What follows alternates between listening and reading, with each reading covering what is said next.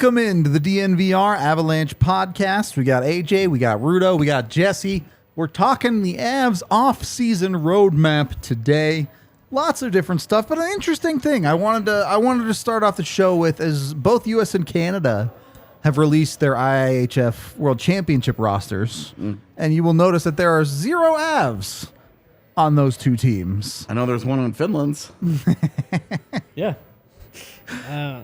I don't know. I was honestly surprised to even see Mikko going with everything these guys have gone through in the last year. I'm not surprised at all. And that's kind of the point I wanted to make is if there were any doubts about this team needing time off, needing to recover a little bit, this is... and that if you thought that there were lingering injuries to a guy like Cale Makar, you were right. Yep. And there is 5, 6, 7 years ago, this was a tournament that the Avs would regularly send half a dozen guys to. When the Avs are staples at this tournament right there. So, one, it shows how things change when a team gets good and they stop going to events like this. But Did you also see the American roster? It's so bad. Where it was like somebody had that famous picture of, what is it, like a Lamborghini? Yeah. In like a trailer park or something. Bugatti parked. Yeah, and it was. They were like, "This is Alex Tuck on the American roster this year." And the fact that Alex Tuck is the Bugatti is right. Like, that dude's pretty good, but come on, man. With all due more respect like to Tuck. Alexis. Right. A nice mid-range Lexus. You're like, yeah. Oh yeah, I forgot Makar can't play in World Championships. None of those guys are allowed to. Even though he was cleared of all... Yeah, none of the 2018 WJC team is weird. allowed to while this still goes on. Oh, while it still goes on? Yeah. Yeah, well, they're still that wouldn't trying be to Olympics, right? Because that's IOC. I actually don't know, but given that it's 3 more years till them... If it's not resolved by then. Yeah, right. Well, I honestly even forget that it's still going on, because the fact that it's been going on this long. For a while almost now. a full year now. Yeah. So. Anyway, P.S. We do want to shout out Colin Brewster, by the way. Yeah. Our boy listens to the show all the time. Graduating nursing school next week, so. A big congratulations. Yeah, that's huge. That's a tough road. Yeah. You know it better than most, I imagine. Yeah, Jesse's pretty familiar with it, too. With what? Graduating nursing school. How hard that is. Dude, Hannah went to PA school, and that was fucking unbelievable. It was crazy. Logan O'Connor's fiance now is in the same PA program, and I was talking to him, and as a pro athlete, he was like, bro, some of the stuff they have to do, it's like some of the stuff you have to do, and for it to be jarring for you is something. Yep. That's crazy hard work. Tell you that much as someone who dropped out of college. You've got to want it. For sure. Yeah. So, look, the Avs are into the proper offseason now. The very next thing that happens has nothing to do with the Avs. This Monday, there's the draft lotto. Go ahead. I'm going to derail us, take us back to the comment that he's not allowed to play. Did Hockey Canada say none of these kids are allowed to play, or did IIHF say none of these kids are allowed to play? I don't remember which one of them had the announcement. Seems it was weird. It came out in the middle of a lot of stuff going on. Yeah, one, I totally missed that. Yeah. And two, that's a really weird... Well, especially in someone like Makar's case, who immediately was like, yeah, I had nothing to do with this. Right, I'm not involved. And, has since been like... exonerated entirely. Like, hey, like you've had nothing to do with this the whole time. That's just a really weird blanket ban. Yep. And I'm sorry, I don't mean to... I didn't hear what you guys were talking about school, because I was just reading that over and over my head. And then I couldn't focus on anything you were saying, because I was like, wait, huh? What? I didn't know that. Hockey Canada said that in other comments. It was Hockey Canada? So that's a way to protect the anonymity of the people who are being investigated. Most likely. Because they couldn't say... Outside of Alex Formanton, I guess. Yeah. No, we're honestly we're fine. We can. But that's got to be what that is. Like, well, we can't say that these guys are allowed to play, but then these other guys aren't allowed to play. Yeah. So then it'd be pretty obvious who Yeah. we're looking at. Okay, that makes more sense. Anyway, getting back on topic. Yeah, sorry. Draft Lotto on Monday. The Avs don't care at all, for the Yeah. record. They're not involved in the Draft Lotto. But who are we rooting for? It's just Columbus? Is that our For only me, dream? For me, it's Columbus. I mean, I think it would also be like fun for hockey if he ended up in Anaheim next to Trevor Zegras. Would be fun. For me, I'm like, I don't want Anaheim to go from Getzlaf and Perry into Bedard and Zegras, just like me being shitty that way. Like, I'm just like, just go away for a few years. Just go away. But like, it's harmless. And like San Jose, getting a Connor Bedard would be interesting because then at least you're like, hey, maybe the twilight of Erik Karlsson's career doesn't get wasted. But please no Arizona and Chicago. Really? Why not Arizona? Central? Just the Central. If they got it, I'd be happy for the PHNX homies Well, and see, the Coyotes. I want as a franchise, that would be great. much I just more- don't want them in the Central. Much rather Arizona than Chicago. Sorry, CSG. Right. Well, Totally. Chicago is like a Yeah. Chicago, under no Chicago circumstances, is for dude. the same reason Just you just no. mentioned with Getzlaf and Perry. Yeah. As we're like, the Getzlaf and Perry thing, though, is so far in the rears that it's like, that'd be fun for them. Whereas for Chicago Kane and to Taves go literally right, just ended. Just Yeah. left. Like, the seat's not even, like, cool yet. Yeah, I mean, Like, there were even a couple of years between Mario and Crosby in Pittsburgh. Okay, Like, Right. Anaheim, Arizona, Columbus. Yeah. I want to see him go to a non-traditional market. I think Because- San Jose would be fun I with think the way San- that where they are. Yeah, that's like, fine. San Jose's fine. Yeah. Washington is like my like sneaky. Get that's what outta I here. like my chaos cheering. Because I would just love to see the last couple years of OVB with Bedard and be like, push it to 1,000, push it to 1,000. But I do. I Yeah, want. no St. Louis. No St. Louis. Yeah. I want to. Yeah, I guess St. Louis could get the first, right? I want to see him go to a non-traditional market. Because I wouldn't love Philly. I think that they're. I think that Anaheim, Arizona, Columbus, even like, I think those are important markets for the NHL. Yeah, well, Columbus and has never had a star like that. Like No. Rick Nash is and the closest they've Rick gotten, Rick really. Nash got no help till the very, very end. 3 months Yeah. of Artemi and then Panarin. their most successful era came as on the back of trading Rick Nash away and Yeah. all the guys they brought in, Yeah. and then went from there, where they did have a couple of legit star guys 3 months for a couple of years. Yeah. So Even then, like, yeah, yeah, it was, yeah. not great. It would be really cool to see a guy like Bedard land there. Buffalo. Buffalo doesn't need it. They Yeah, can make the no. playoffs without Yeah, him. no, I'm pretty good at the list that we've given. Yeah, no Vancouver. Yeah, no Vancouver. So no Montreal. Oh, really? They've No gotten Montreal. enough. Yeah, Who no, won last no. year? Montreal. So did those rules start? Are they ineligible to win this year, or is don't- that starting I after think this that year? starts this year. So whoever wins this year cannot win next year. Yeah, I don't remember the specifics of this anymore. Because they only added like some of the rules, so I forget exactly which ones were added and which weren't. But anyway, I do find it interesting because we learned this lesson, and I remember us talking about this going into it, but like trying to use it as a way to downplay. But like it really is crazy. The NHL lottery, 18.5%. The Anaheim Ducks sit at number one. Yeah. For as horrible as that season went, they had 18.5%.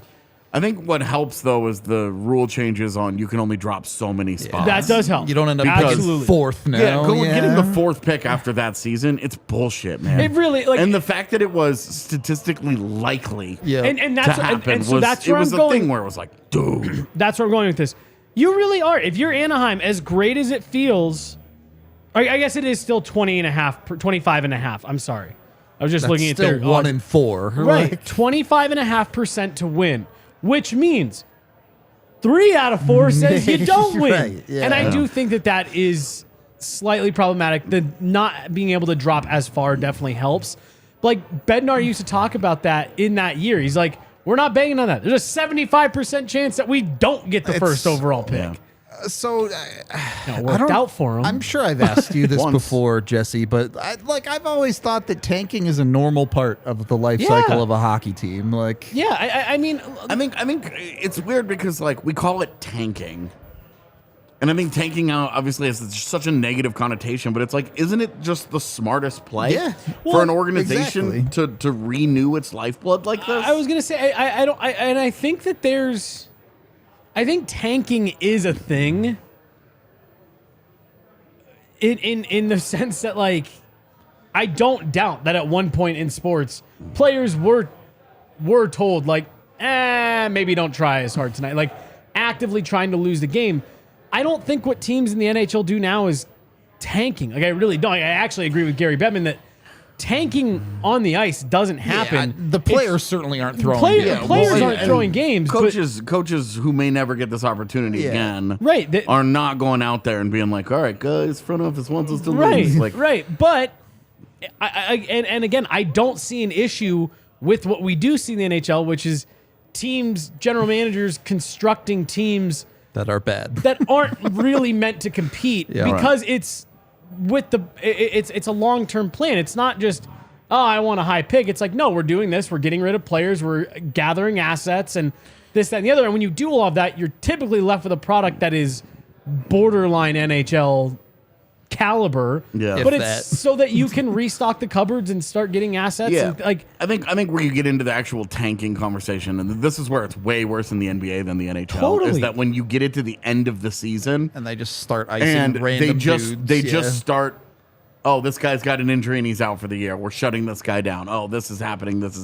I think it's a way bigger problem in the NBA, which is weird because their lotto system is absolute chaos. If you guys are Anything familiar with it can at happen all, in that thing, it is madness. The NBA draft lottery is madness because the tanking got that bad. yeah. That you can't do it and feel good about it anymore. Well, and my understanding with the NBA is there's on some nights you don't even really have to like give a reason, like we're shutting this guy down. Load management. Yeah, well, it's And they're literally just on the bench in street clothes. Yeah. And the problem with the NBA is it's not even just the tanking teams. It's the teams at the top are like, yep, he's not going tonight. Yeah. And Well, these are yeah. like- said these so, are like- different things. For Like, sure. This is not tanking. But it's just so pervasive throughout NBA culture in Yeah. general of just it extends to it where you get to the end of the year and a team is like, we did a little bit too well. Yep. So we're going to shut a bunch Back of these it guys off. down. Yeah. And now we're just going to be like, okay, well, we feel pretty confident these guys can't play over their heads for X amount of time. Right. We're going to lose all these games.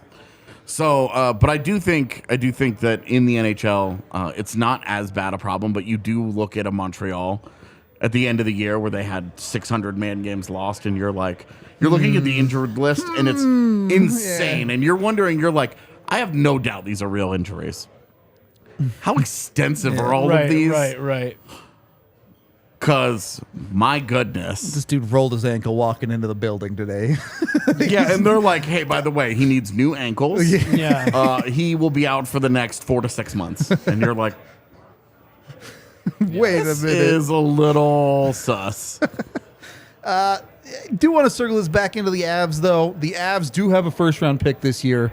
For now. That's where we're going to get into. At worst, it will be pick 26. Depending on how the rest of the second round plays out, it could move up a couple more I spots. actually think at worst it's 25. Is it because Boston is there? I knew and Boston. because their spot will drop one more when one of Seattle or Dallas wins. Two teams that are ahead of them because in the one draft. of them get the Final Four. They You're will right, be in the you're right, conference you're right, final. You're right. So You're right. Yep. one of those teams will pop right up ahead of them. You're correct. If Florida jumps in there too, if Florida Another gets spot up, if another Florida spot gets in up, there, yeah. moving on up. Now they're going to end up with the 23rd pick by the time this ready to go. So a decent chance the Avs end up in the low 20s somewhere. They're going to be in the mid 20s. Yeah. Yeah. That's if they keep the pick, which we'll get into that conversation in just a second. But we are brought to you by Fubo TV. You can go to FuboTV.com/DNVR today to order yours. You get 15% off your first month of Fubo Pro. When you do that, it's 140 channels. It's got Altitude. It's got ESPN. It's got everything you could ever need. It's weird and it sucks that I still have people asking me where they can find good cable. in Colorado because Comcast just is what it is. Yeah. Fubo's your answer. If you have a TV built in the last decade, you can get the Fubo app on it. All you have to do is push your button and Fubo's on your TV playing television. So it's your best option, really, if you can go to FuboTV.com/DNVR or use the QR code right there on the screen to get yours today. They've got it, again, TV shows, channels, movies, whatever you want. Fubo has you covered, full stop, when it comes to cable television, essentially. Also brought to you by Shady Rays. You can get yours today at ShadyRays.com. Use code DNVR. When you get 2 pairs or more, you get 50% off your order. So jump on that. Get a couple pairs, maybe 2 for yourself, 1 for you, 1 for your significant other, whatever you want to do with that DNVR code. They're great. I love my sunglasses from them, and I'm not a person who likes sunglasses usually. Mm-hmm. They actually work very, very well. I feel like I'm not being blinded by the sun when I wear them, but also they have other polarizations. If you're a nerd, they have blue light filtering sunglasses. They've got ski and snowboard goggles, whatever suits your fancy. They have a ton of different looks too, different colors. You'll find something you like. Trust me. Go check them out at ShadyRays.com, or if you're local, they have a brick and mortar in the Park Meadows Mall. Second period. Man. Go ahead. I haven't been to Park Meadows. It's been a while, yeah. I remember when it was being built, and it was like such a huge deal.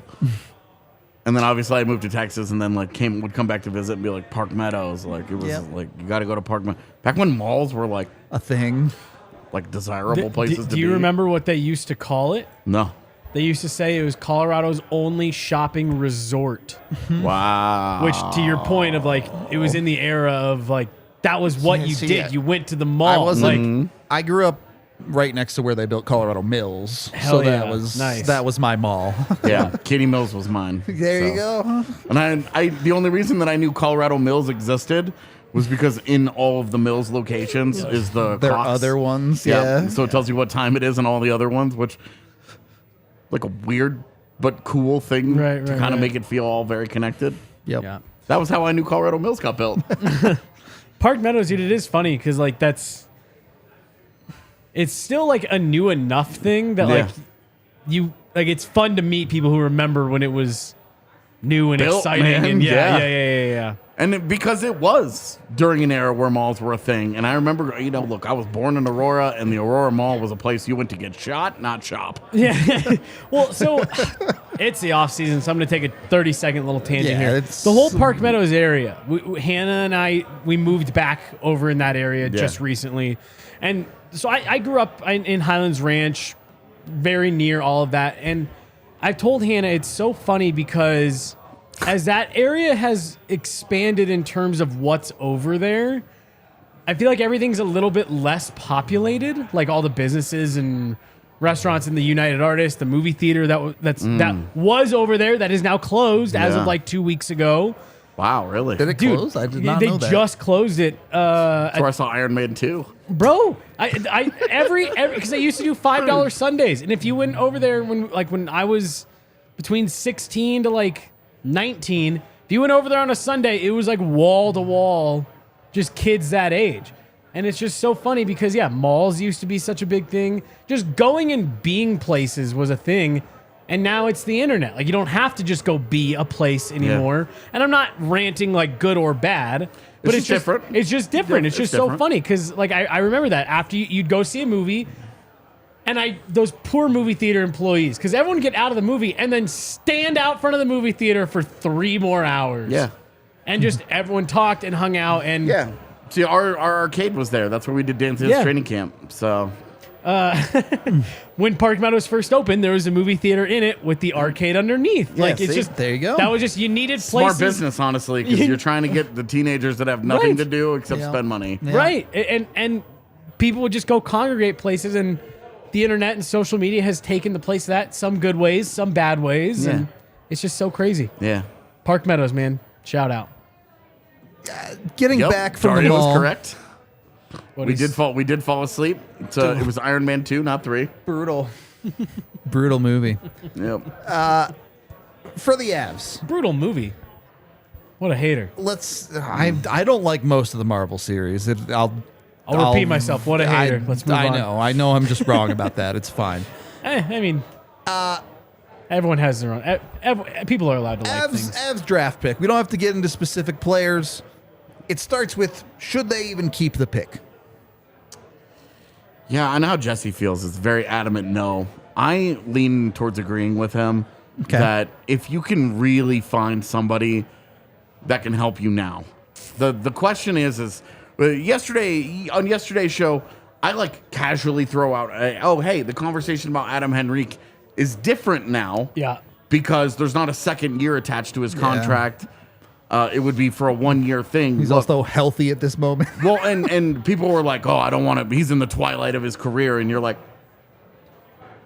it's 1 year. so? Yeah, correct. Like, yes, if you could go out and get a guy for the next 5 years that you could drop in. That's cost control. And say set and forget, you would like that.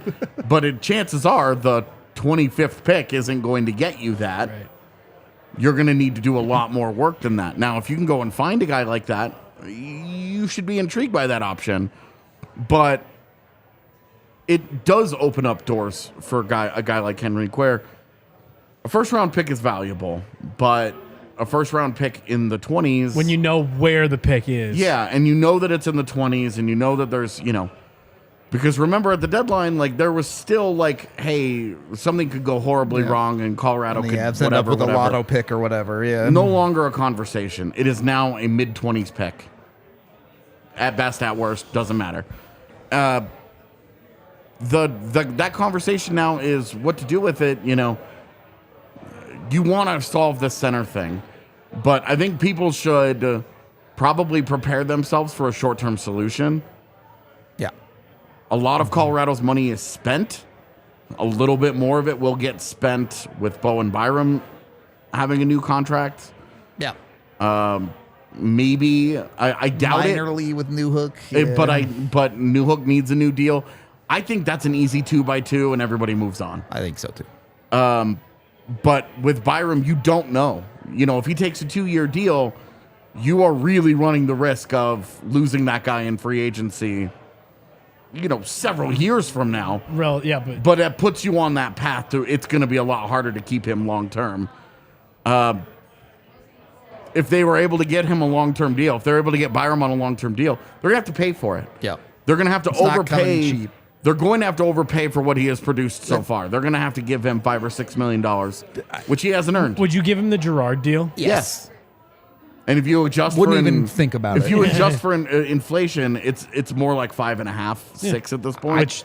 I don't give a shit. You're still I fine would with give If I could him get a an 6x6 tomorrow. If I could get an 8th year, I would prefer that. But yeah, if he would agree to a 6x6 tomorrow, I'm done. Yep. Yeah, let's go. You know that you're overpaying in year 1, but you're talking about the cost benefit. It's the Jack Hughes thing, right? Yeah. It's the Nathan McKinnon thing. Yeah.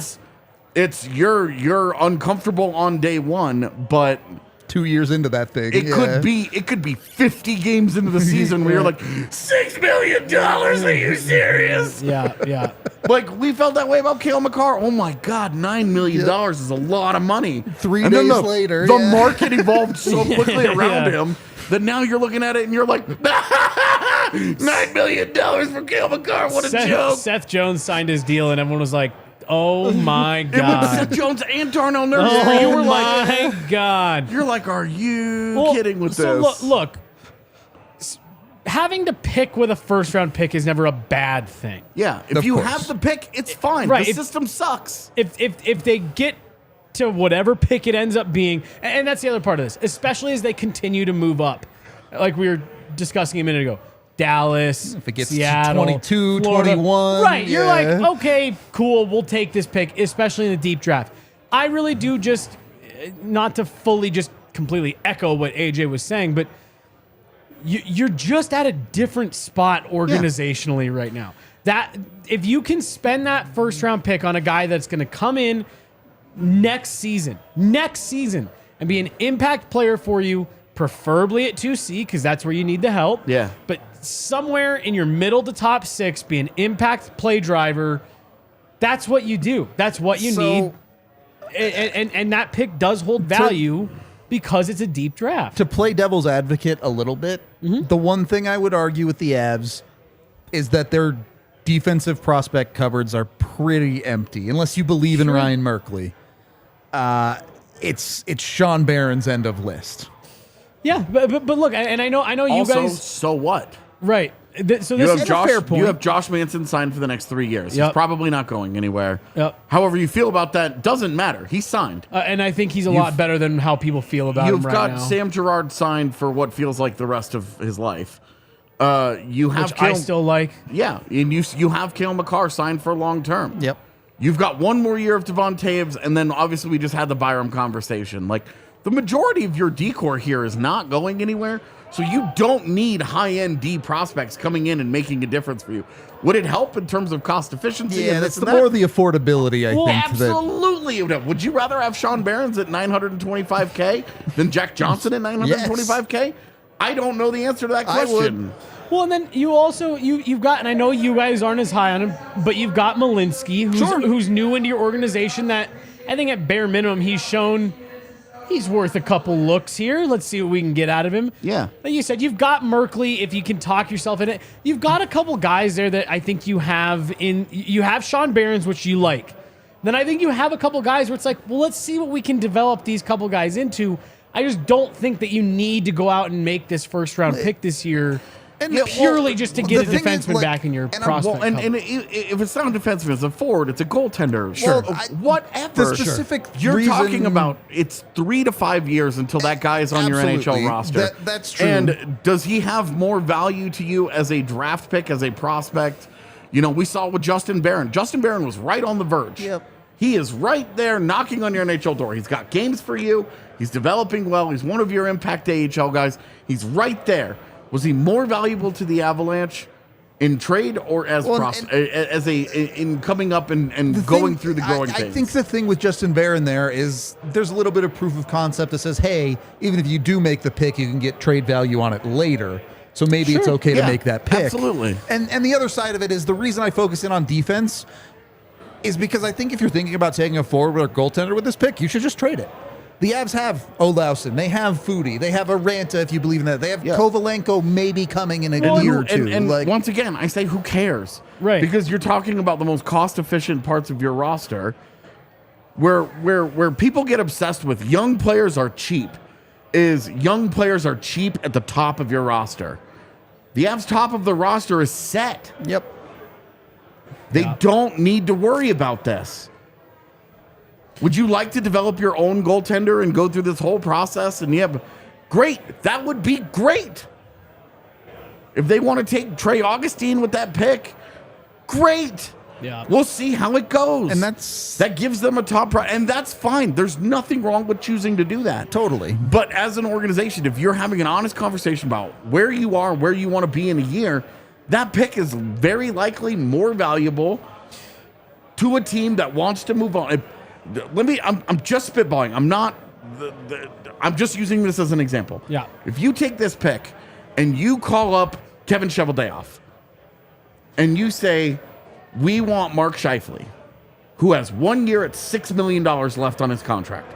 We want Mark Scheifele coming off a 40-goal season, a career year for him, but a guy who has had no less than 60 points in like 8 straight years. We want Mark Scheifele to be our 2C. He's got an attitude problem, which is going to bring his value down. But I also think that he just needs an adult that he has respect for to chew him up and spit him out. You put him in Colorado's locker room. You put Nathan McKinnon around him for 15 seconds. Great. You feel great about that. You call this guy up. You call Cheveldayoff up. You offer the first-round pick. You offer maybe something else. I don't think a late first is enough for Mark Scheifele. Don't get me wrong here.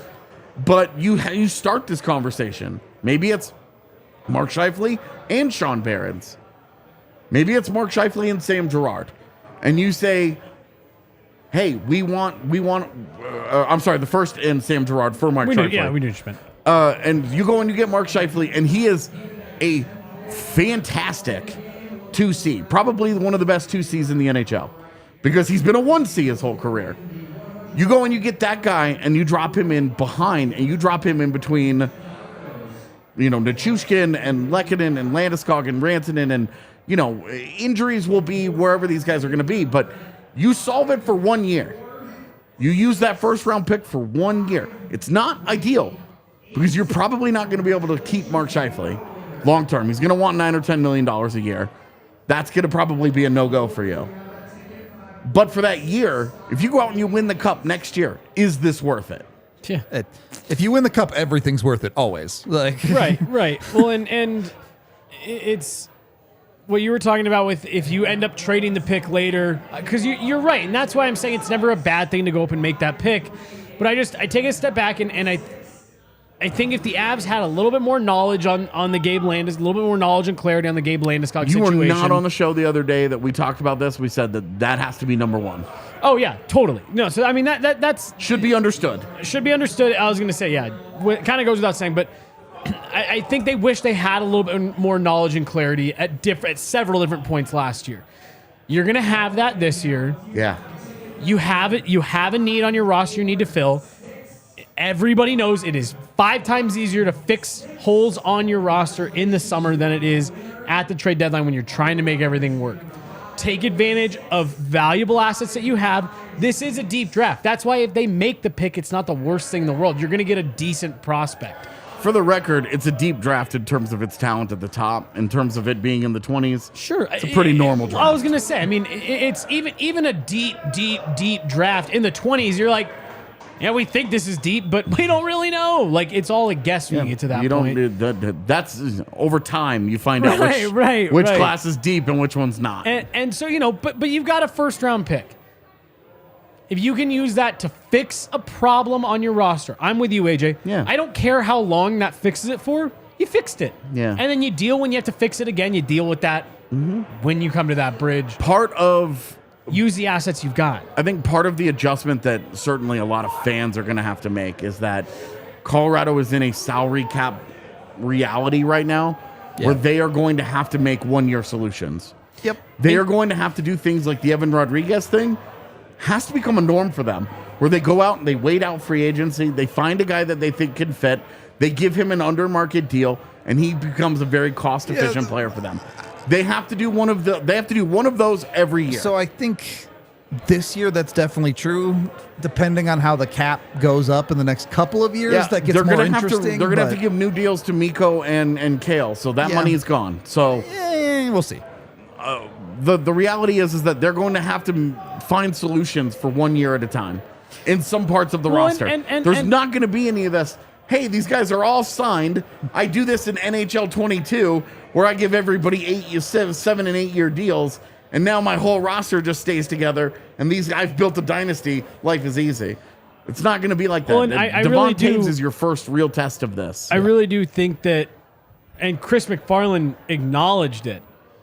What you're talking about there, these kind of bargain, and here's what's nice is when you have the top end that the Avs have, you can go bargain bin hunting, and it usually works out better than when the Avs used to have to do it to fill out their top 6. That bargain bin hunting around the edges, college free agents. That's going to be a lot of the Avs formula over the next few years as they spend assets, as they spend prospects and picks and trades, as they, they're, as AJ points out, the dollar figure on their top end guys continues to creep up. It's going to be a lot of cost controlled free agents, college free agents, trades where teams are retaining 50% for the rest of the year. Like, that's the reality the Avs are in as they try to stack as many banners as they can in the next 7 to 10 years, depending on how well they do this. I mean, certainly 5 to 10. I would say 5 to 10, I would depending say 5 years is your goal because you're at that point you're getting deep into Nate's career. Yeah, but you're well into Nate's 30s at that point. So I look at Pittsburgh, Boston, and you could really even say Tampa. I mean, they're pushing 10 years now at this point. Like, if you do this right, and if you everything that we're talking about, if you handle your assets correctly, if you spend your money correctly, you can have contending teams in the heart of a window for 10 plus years. Yeah. But you got to do it right. And there's Tampa and Pittsburgh as the ultimate examples because Tampa, Victor Edmond was drafted in 2009. Yep. The pick ahead of Matt Duchene. Steven Stamkos was the first overall pick the year before. Yeah. 2008. They went to the Cup final in 2015. Yep. And then And a lot of that was behind the power of the triplets. Palat, Tyler Johnson, and Kucherov. 8 years later, they're still doing it. You figure out which of those guys age well. They finally ran out of runway with Palat, and he left in free agency and got paid. Tyler Johnson's been gone for a few years. But Kucherov's game took another step. They kept him around. Yep. As long as you correctly identify which of these guys are going to take the next steps, or when they do, you just pay them and stop trying to get so damn cute with it. And you get into pay your best players. Keep these guys together. Well, it's you And get you're into golden. years 4, 5, You will and continue 6 to compete. of that organization. You talk about, they just go out and find a Nick Paul. Oh, they go out and find internal options as They well. trade 2 first-round picks for a middle 6 guy like Brandon Hagel. Yep. He scores 30 goals for you. Well, and again, this is the part that I at least for me, I think we're all driving at. This is the formula you have to follow if you want to stay competitive long term in this league right now.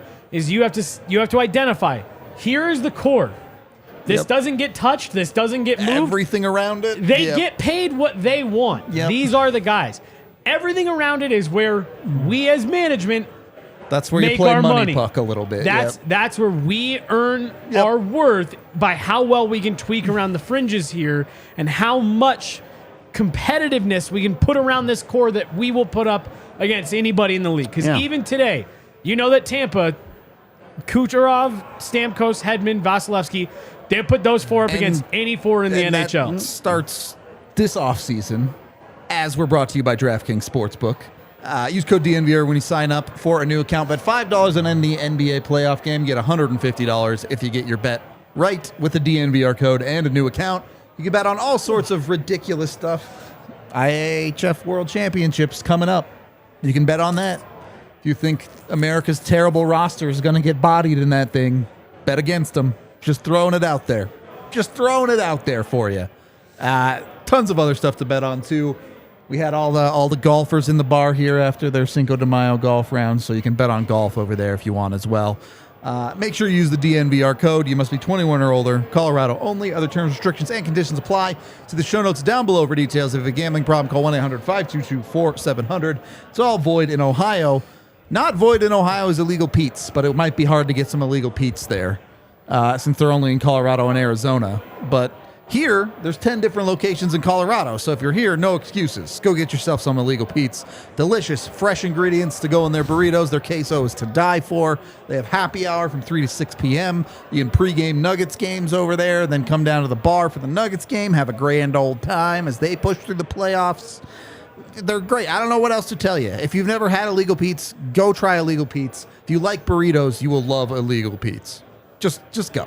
Go find one. Third period of the DNVR Avalanche Podcast presented by DraftKings Sportsbook. Who are the ELCs? Or not. What? Sorry. I keep saying presented by DraftKings Sportsbook. It's fine. Who are the ELCs that were contributors for Pittsburgh and Tampa? I know Gensel. I'd have to go back and look. Yeah. I'd have to go back. I feel like that's something that we hear a lot from people. Like, oh, well, you have to have the cheap guys.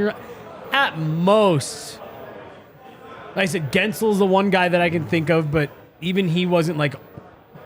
He was a guy that was in the system. I think the Avs run is a perfect example of how you get value out of the ELCs. Sure, maybe you have a Byram that has important things to you, but I think a lot of it ends up being more like an Alex Newhook, where he can get you through the regular season, but when the chips are down, you're kind of on the fringe of that roster for the playoffs. Right. And it's just, I don't know. I do feel like that has been something that was blown a little bit out of proportion. Well, and I mentioned it earlier, like a lot of the time when you're talking about cost efficiency of players, you're talking about the top of your roster, not the bottom. Yeah. Right. You do, and I've said before, the guys that hurt you the most in the salary cap era middle six guys, are the guys that make between $3 and $5 million, where you have to be cost efficient with your contracts. And if you have, Toronto's a great example because they signed tons of guys in the middle of their roster for $3-4 million and ended up moving all those guys because when you have all of them, none of them are cost efficient. They all run into each other. And you need to get guys that are more valuable than their contracts. Well, and this conversation starts right now. Jesse was talking about it on sorting out those pieces on the auxiliary side, the outside of your roster. We don't have to get too in the weeds of, we think this guy's going to get exactly this much or whatever. But Avs UFAs this offseason: JT Compher, Lars Eller, Evan Rodriguez, Andrew Cogliano, Darren Helm, Matt Nieto, Eric Johnson, Jack Johnson. So that's 8 guys that they have to make decisions on one way or another, on top of RFAs of Alex Duhook and Bowen Byram, as well as Dennis Mulligan, which a little bit less of a conversation there. They might QO him. It's just not going to be a lot of money. That's a lot of work to do this offseason. It's pretty standard. Yes and no. I get that. Like, rebuild your bottom 6 is not hard work. And you can, for my money, bring back Matt Nieto. Just do it. I was going to say Nieto and Cogliano are the 2 guys that... I want to know what Cogliano's status is. career might be over. I was going to say, where I was going with that was, I would like to see him bring back Andrew Cogliano if he decides he's playing next year. Yeah. That dude took a beating this last season. He got his Stanley Cup the year before. I wouldn't be surprised if he hung it up, but I also just never... I've learned I don't ever expect Andrew Cogliano to not come back onto the ice. Yeah, So I will also 4 of these free agents you could reasonably expect if they called it quits tomorrow, it would not be shocking. Is that Helm, both Johnsons and Cogliano? Yeah. Yes. Yeah. I honestly, The way that Jack Johnson played makes me think the Avs should just bring him back. right. I don't know. He can be a 7th D for you or whatever. I think you continue to be the buffer between Curtis McDermott and who the they lineup, can't quit. yep. He's got a year left on his deal. Exactly, and they have not made any movement towards sending that guy down, not once. So he continues to be $800,000 on their cap. Yeah. If do you guys think EJ comes back? Just not necessarily to Colorado. Do you think he plays next year? I think he wants to. Yeah, I don't. I think he was healthy enough this year that he could probably just be like, yeah, I was fine. If you watch film of the playoffs, Yep. that's tough sell for me, man. If I'm Colorado, I'm not doing it because as much as I love EJ and I appreciate everything that he did for the organization, he got to the end of the year and was bad. Yeah. He was bad. So you wouldn't even 1 year $750? I'd do it Jack Johnson before I did EJ on that contract. I would get Jack Johnson done first. I can't believe I'm saying this. I would get Jack Johnson done first, and then I would kind of go from there. Is Jack Johnson going to be my 6th? Am I going to have a third pairing of Jack Johnson and Josh Manson to open on opening night? Do I maybe want another guy? Yeah. And I'm just going to keep doing this because I can, but... Carson Soucy, here he comes. You signed Carson Soucy to be your 6. Jack Johnson's your 7. Curtis McDermott's your 8. You feel good about that decor. Yeah. I saw somebody in chat say if Kale or Bo goes down, the Avs have subpar defense, and I would say, yeah, obviously. If anyone's number 1 D goes down, their defense is in trouble. If you lose your best player, you're less good. Pick any team in the NHL and say, if they're number 1 and say they're number 3 on their defense go down, and they're in trouble. I see Vaguely Sober saying Sam Malinsky. The thing with guys like Malinsky is you can't rely on that. If he plays his way into the role, awesome. You won. You found free money. Yeah. Great. But you can't say he's the guy going into the season. I think he has put himself on the map. It'll be an interesting training camp. I think he's put himself on the map for training camp consideration. I agree. That's where he is right now. Buying out Curtis McDermott would be the most nothing move There's of 1 year all left. time. Just let the contract run out. For me, just stop pretending he's valuable. Send him to the Eagles. Yep. And you move that money out, and you're fine. But Yep. they won't do that. So they have the option to. I mean, like you could do that next year. right, but we should not waste any time on the idea that Curtis McDermott is not part of the NHL roster plans next year. They clearly won't send him down. For 2 straight years, they have had every opportunity to try to do it. They have replaced him when the games mattered. Yeah, they have will gone not out play of him their in the way playoffs, to but- not play him. Yeah, I agree with you guys. And I'm just saying, just the reality is, just don't waste any time thinking he's going anywhere. He's under contract. Yeah. He's going to be on the NHL roster. That money's not available to Colorado. It's just not. If they were willing to bury him, great. But I'm just saying. And I do think that if they ever felt like they needed to, I do think they would. I just don't think they've done anything that they've been like, well, we need that $800K. Yeah, I mean, for me, my frustration is that's a Matt Nieto. Well, yeah, sure. Which I mean, like you can have an. For me, that's just more valuable. I'm with you. Yeah. And my thing is like, if your issue is that $800K could be spent better, then I'm with you. Not you, just the proverbial you. Then like, yeah, sure, but like. He's $800K. He's sitting there. It's whatever. I mean, it didn't stop him from winning one Stanley Cup. It didn't stop him from winning a division. So any NHL team that wants to find $800K can find $800K. Yeah, it just. And I guess that was I didn't fully finish. That's what I'm going. That if they get to a situation where it's like we need $800K, I don't think they would stop them. Like, well, I guess we can't bring in Ryan O'Reilly because we can't move Curtis McDermott. I think this is also an interesting. We talked about trading the first round pick. There's going to be a guy in free agency in O'Reilly where you're like, he is. We talked a little bit about, do you trade any guys? I do think there's a chance. This will be the first time in 3 years that I will acknowledge. I think there's a chance that Sam Girard gets moved this summer. I'm skeptical still. I think they won't do it unless they absolutely. So here's where I'm going with this. Here's where I'm going with this. If you see a guy like Sam Girard traded, it's either. Well, no, it's not. It's because they've either identified someone in free agency that they're saying we can bring this guy in. We think this is a clear upgrade to our roster. Not fans who want to yell on Twitter think this is an upgrade. Sure, this is a clear upgrade. We're getting better in an area where we are, deficient right now. Or it's because you're looking at this landscape and you're saying, we need this money for Devon Toews. We're unwilling to let Devon Toews walk because we don't fully know if Bowen Byram can fill that role that Devon Toews plays as well as he does it. So we're prepping a spot to keep Devon Toews. I think going back to Age's example, and again, this is just an example, a first in Sam Girard for Mark Scheifele.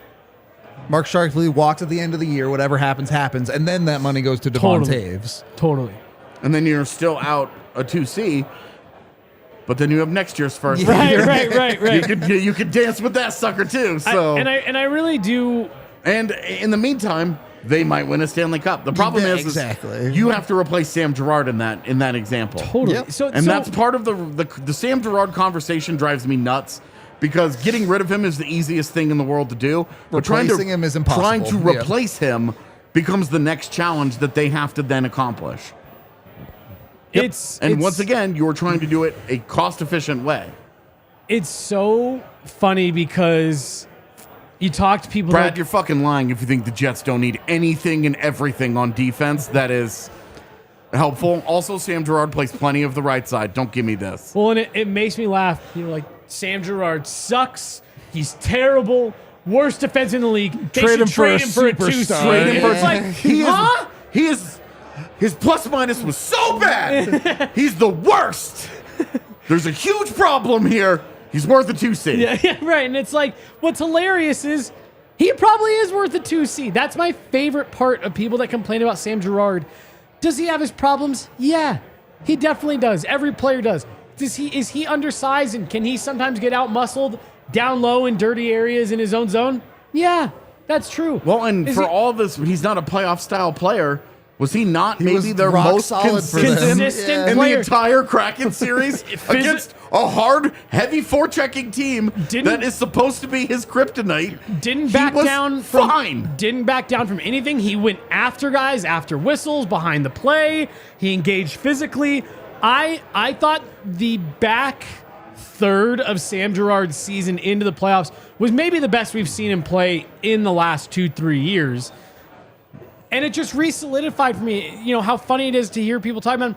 That's a legitimate set and forget, no questions asked top 4 defenseman on 32 NHL teams. Yeah. There is no NHL team out there that Sam Girard is not an easy... At worst of 4. At worst of 4. The only other defenses that you're talking about where he's not are like Carolina. Where you're like... Even then, I think probably still a 4. Yeah. Let's be real here. Not in Carolina. Who do you have in front of him? Brady Shea, Brett Pesce, Jacob Slavin, and Brent Burns. Sorry, that's an airtight case. I mean, Maybe in a year, Brent Burns, we'll see. But this year, don't even start with me. Well, I mean, this past, but again, I guess my point with him is so 31 teams.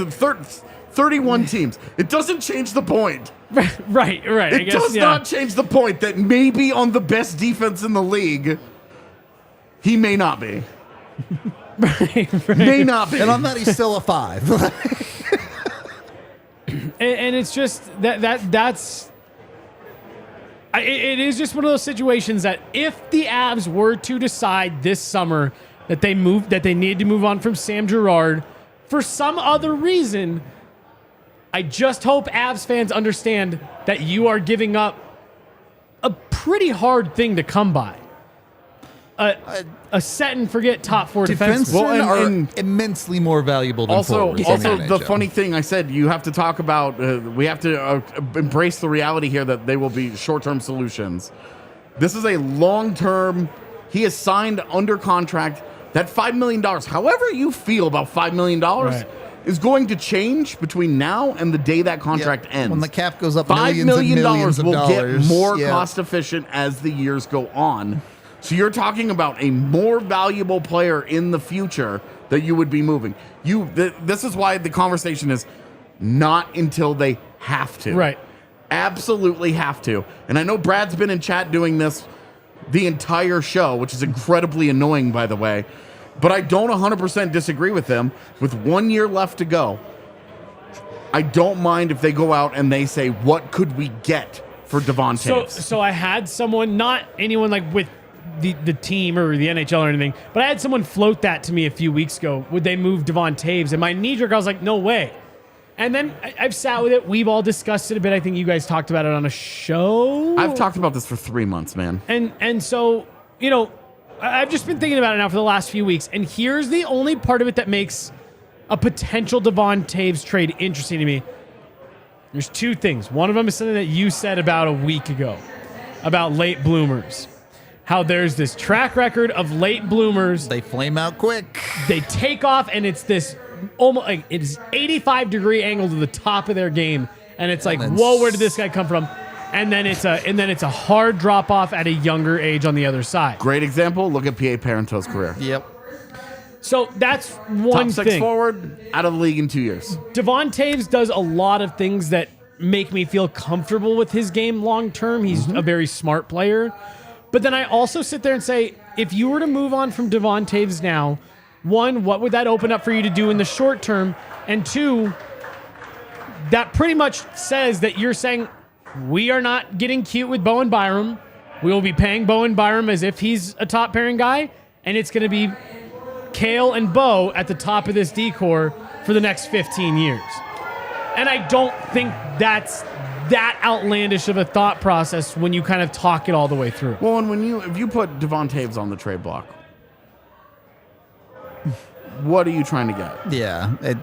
You're not taking Mark Scheifele for that. No. You're not doing this 1 year whatever. You want a longer term piece. You're saying just to continue to use Winnipeg as the example here. I don't think this is on the table because I think that the Montreal thing is too real. Sure. But a little PLD action. Pierre-Luc Dubois.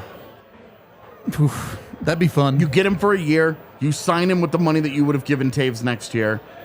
Your 2C is finished. Your top 6 is done. finished. Yeah. And now you have Bo and Makar at the top of your lineup, and then you have Girard as your 3. Manson is somewhere signed for the next couple of years. And then you have to kind of rebuild your defense. All right, where are we going to go? Jack Johnson's at the bottom of it. Go get Carson Soucy. Have a Damon Severson conversation this summer. Whatever.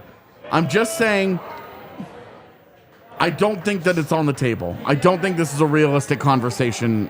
Trading Toews. Truly, no, I don't. If Brad changed his name to NHL Rumor Bot in chat, I wouldn't be able to tell the difference. I mean, it's the same. It's just the same. I'm just gonna say names with the word trade next to it and figure it out. Because I agree with you. I don't necessarily think that's likely, but I think what the NHL has shown us in the last few years, though, and I think it's a product of the way that the NHL is going and the way that business is being done, that if that offer does come knocking, because if we're having this conversation, there's other NHL front offices that are having this conversation. Well, and Colorado would be doing themselves a disservice if they didn't also just say, What's well, out there? Look, if somebody calls, right? I'm not going to hang up on them. If we were going to engage in this conversation, what would we want back? Yeah.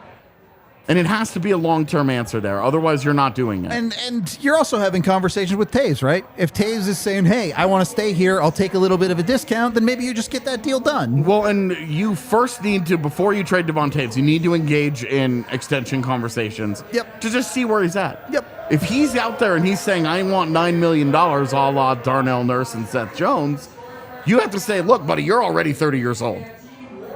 Yep. Yeah.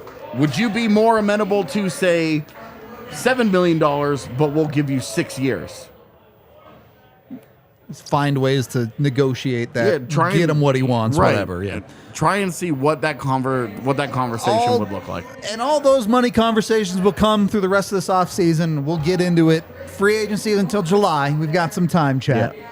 Also, some time to get in some draft stuff, probably next week, maybe the week after. We'll see exactly when we get into it. But for today's show, we do have one super chat from Melanie saying, have a great weekend for $5. We appreciate you, Melanie. You're always in here. Just a polite human. Yep. We're going to wrap this one up.